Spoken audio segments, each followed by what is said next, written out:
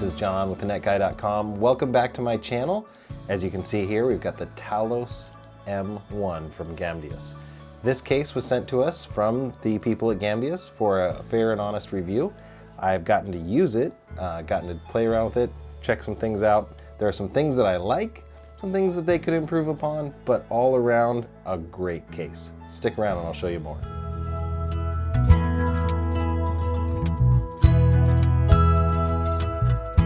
So some things I like about this case. It's got a really cool front panel design that allows a lot of airflow by. It has two 120mm fans included, and it has the ability to turn both the fan airflow off. Maybe your case is actually really quiet, but you do like the RGB look, so you've got a button that controls the fans, and you've got a second button here that controls the RGB pattern. And after white, you get the fast RGB flash mode. So lots of really cool modes, and you can turn the RGB completely off if you need to have a dark room for video recording or any other purpose. So I need to be clear, through the duration of this video, you'll see two additional fans on top and one additional cooling fan in the back. This is for a future build, so I've added those fans to make sure that they fit and that they follow the specs. With the machine, there's only two 120mm fans included, and there's no fan in the back. The top fans do have a mesh magnetic filter that goes on top of them, and there's plenty of room for 120 or 140mm fans to go on the top and the back. Another thing I like about this case, and it's actually something I've really liked about Dell cases for a long time, is that other than moving the I/O panel, which required two screws, the rest of this case I haven't had to use the screwdriver on. The back panel affixes and has stays on the top and bottom and slides forward, and then it has two included just thumb screws that go in, and they have a tactile grip on them so you can screw them in easily.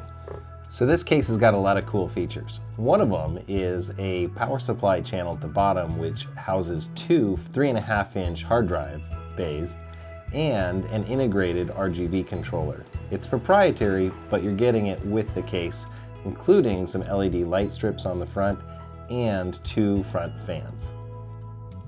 Another nice feature is the tempered glass side. It's removable on its hinges by just lifting up, and it makes it much easier to get to the internal components when you're building.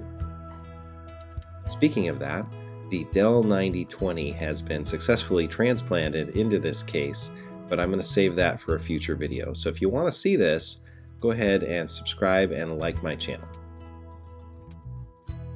Another useful feature is the ability to mount your PCI Express video card vertically, but it does not include an adapter, which you would need to do that. Next week, I'll be releasing a video that shows you how you can remove the lower I/O panel and swap it with the top logo.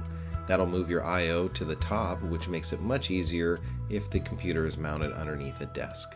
So stay tuned to this channel if you want to see that video.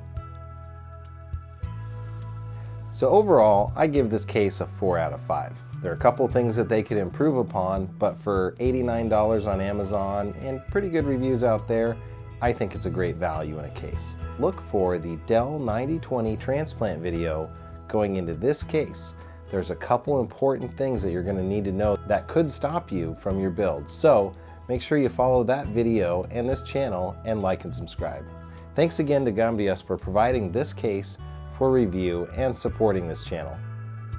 Hey, thanks for sticking around to the end of my video. If you liked what you saw here, do me a solid, hit the like button down below. If you really want to see more videos like this, hit the subscribe button, and if you want YouTube to actually let you know they're there, hit the bell.